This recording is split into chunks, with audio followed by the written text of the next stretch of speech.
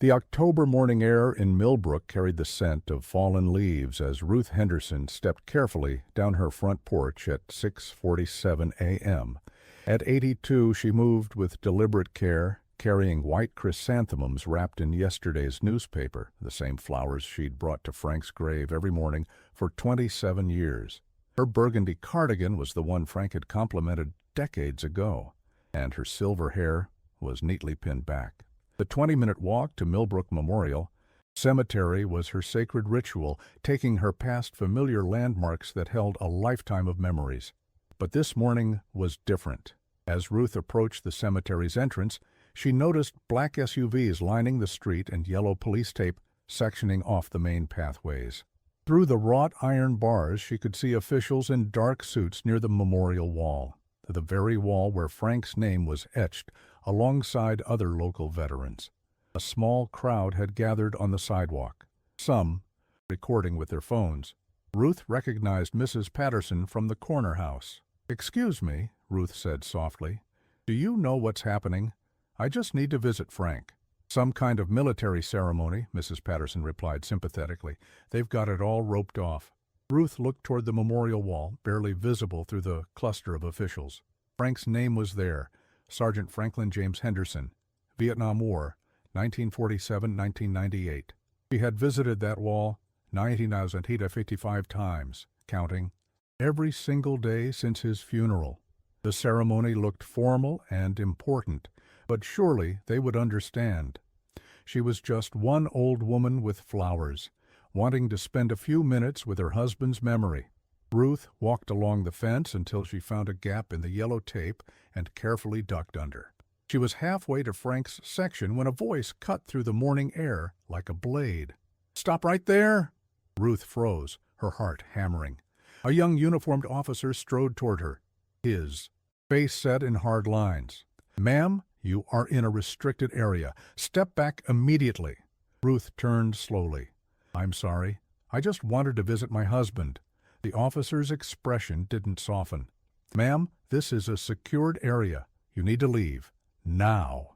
The word echoed across the cemetery grounds. Ruth felt something break inside her chest. Not her heart, which had been broken for 27 years, but her dignity. Without another word, she opened her fingers. The chrysanthemums fell to the grass, their white petals stark against the green. She turned and walked back toward the fence, her shoulders straight, despite the trembling in her hands. The crowd on the sidewalk had grown, their phones capturing every moment of an old woman's quiet humiliation. As she reached the sidewalk, Mrs. Patterson touched her arm gently. "Ruth, honey, are you okay?" Ruth looked up, her brown eyes bright with unshed tears. "He's probably wondering where I am. Frank doesn't like it when I'm late." "Ruth?" Henderson walked home alone for the first time in 27 years without saying good morning to Frank, leaving behind the flowers and the promise she'd kept for nearly 3 decades. The video was uploaded to TikTok at 8:23 a.m. with the caption, "Old Lady Gets Shut Down by Security at Military Ceremony." Within an hour, it had 50,000 views. By noon, it had crossed 1 million. Tommy Rodriguez, who delivered Ruth's groceries twice a week, was scrolling through his phone during lunch when he recognized her in the footage. He knew Ruth better than most. She always had sweet tea waiting and stories about Frank that made Tommy feel like he'd known the veteran personally. Tommy posted on Instagram, "This is Mrs. Henderson from my neighborhood. Everyone calls her Grandma Ruth. She's 82 and has visited her husband's grave every single day for 27 years. Her husband was a Vietnam veteran. She's literally the sweetest person I know. This video breaks my heart. Justice for Grandma Ruth." The post was shared by his girlfriend, then by classmates, then by someone who worked at the local news station. Each share carried more context about Ruth's daily ritual and her devotion to Frank's memory. By 3 p.m., WKMB News reporter Diane Chen knocked on Ruth's door. The house was small but lovingly maintained, with flower boxes and a small American flag by the entrance. Ruth answered, wearing the same burgundy cardigan, looking smaller somehow after the morning's events. "Mrs. Henderson, I'm from WKMB News. Would you mind talking about what happened this morning? Ruth's living room was filled with photos spanning decades. Wedding pictures from 1955, Frank in his Army uniform, children and grandchildren throughout the years. Everything smelled faintly of lavender and lemon oil. Frank and I met at a church social, Ruth began, settling into her usual chair. He enlisted in '67. We married right before he shipped out. He came back different, nightmares, you know, but he never lost his heart. Ruth showed Diane photo albums and Frank's Purple Heart. He always worried about being forgotten. That's what scared him most about dying.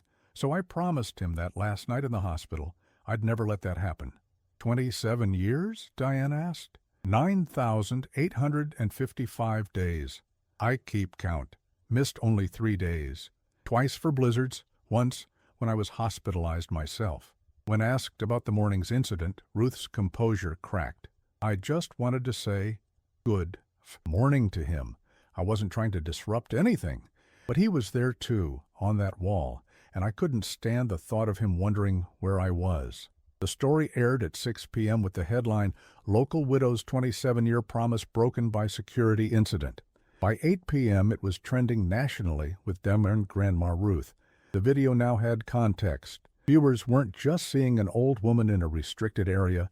They were seeing the breaking of a sacred promise, the interruption of a love story that transcended death. At 11:43 p.m., Major General Patricia Hawkins posted on official military accounts, "Tonight, I watched a video that broke my heart and shamed my uniform. Mrs. Ruth Henderson represents the best of what our fallen heroes fought to protect. The treatment she received was unacceptable. Tomorrow, I will personally visit Mrs. Henderson to apologize and ensure her daily promise to her Purple Heart husband is never interrupted again." Ruth went to bed unaware that her story had touched millions. For the first time in 27 years, she hadn't been able to tell Frank about her day, and the weight of that broken routine felt heavier than grief itself. Ruth woke at 5:30 a.m. to news vans lining Elm Street. At 6:15, there was a soft knock at her door. A woman in military dress uniform stood on her porch, Major General Patricia Hawkins, with silver-streaked hair and genuine remorse in her eyes. "Mrs. Henderson, I'm Major General Hawkins. I wonder if I might have a word." In Ruth's living room, the general immediately noticed Frank's portrait in his dress uniform. "Sergeant Henderson, Vietnam, 1968 to 1969, Purple Heart, Bronze Star."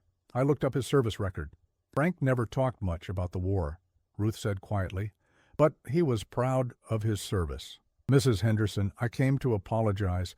What happened was unconscionable. You're a Gold Star wife, the designation for spouses of military members who died from service-connected causes. Your husband's heart condition was directly related to chemical exposure in Vietnam." Ruth absorbed this slowly. Frank's gradual decline had never been connected to his service in her mind. "The officer who confronted you is being reassigned," the general continued. "But more importantly, I want to ensure your daily visits continue uninterrupted. You'll receive a special access pass, allowing you to visit the memorial wall anytime, regardless of ceremonies." At 7 a.m., General Hawkins accompanied Ruth to the cemetery. The crowd followed at a respectful distance, along with news crews. The yellow tape was gone, and flowers left by strangers covered the memorial wall, many with notes of support. Ruth approached Frank's nameplate slowly. "Good morning, Frank. I'm sorry I'm late. Something happened yesterday, and there are people here who want to honor you." General Hawkins stepped forward and saluted, a crisp, formal acknowledgement that lasted 30 seconds. Other veterans in the crowd followed suit.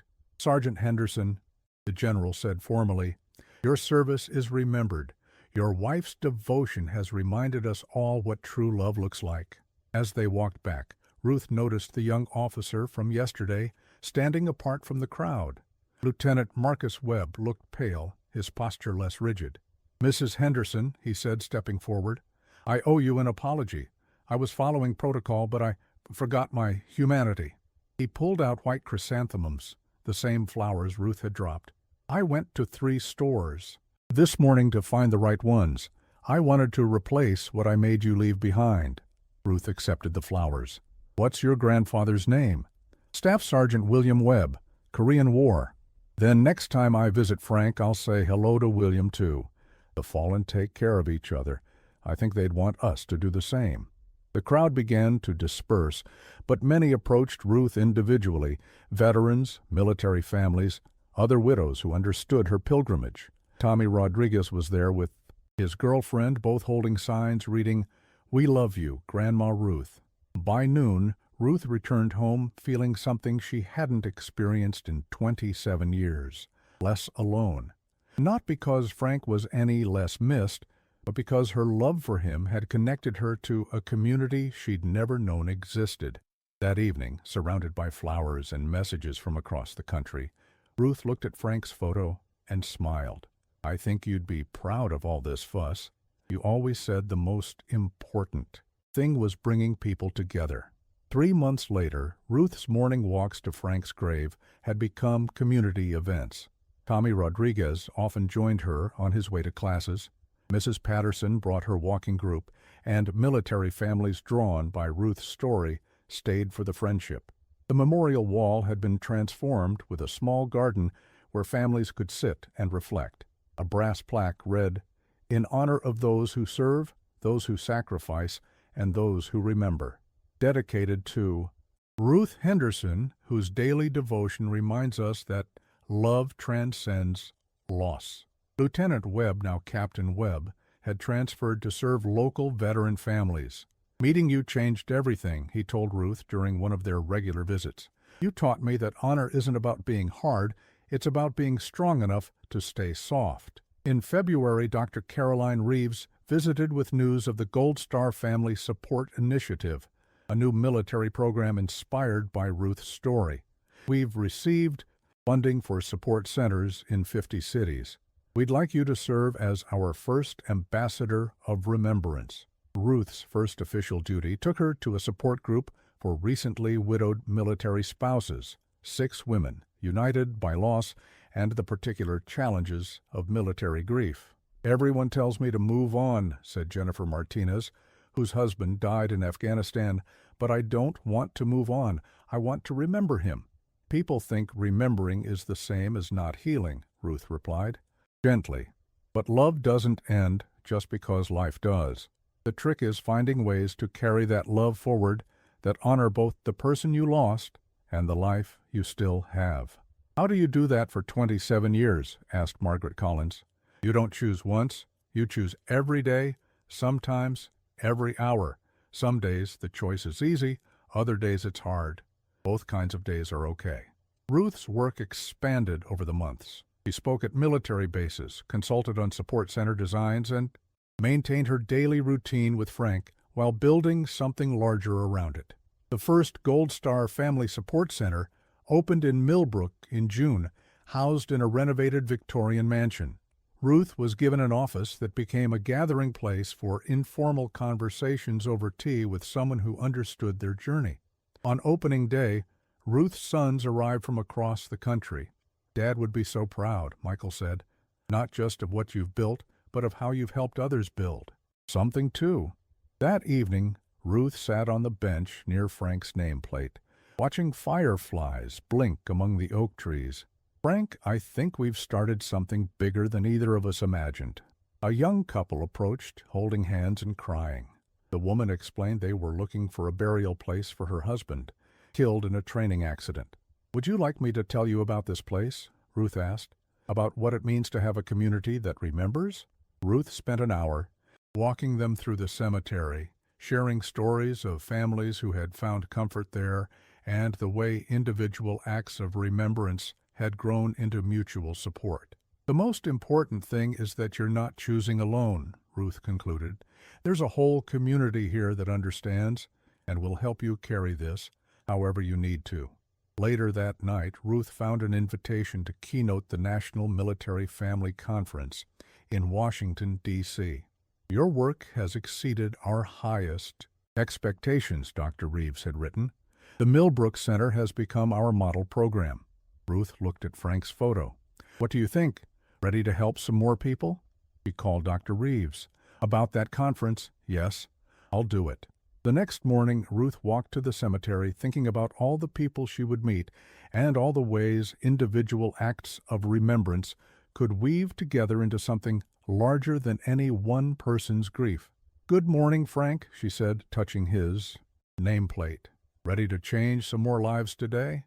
Other early visitors approached, veterans, military families, community members who had learned that remembering together was less lonely than remembering alone. Ruth's personal promise had become a public commitment. Her love for one man had grown into love for all who understood that some bonds are too strong for death to break. Ruth Henderson had kept her promise to Frank, but in doing so, she had also kept a promise to everyone who needed to believe that some things are too important to let go. Every morning at 7 a.m. sharp, she would be there to write the next chapter of a love story that refused to end.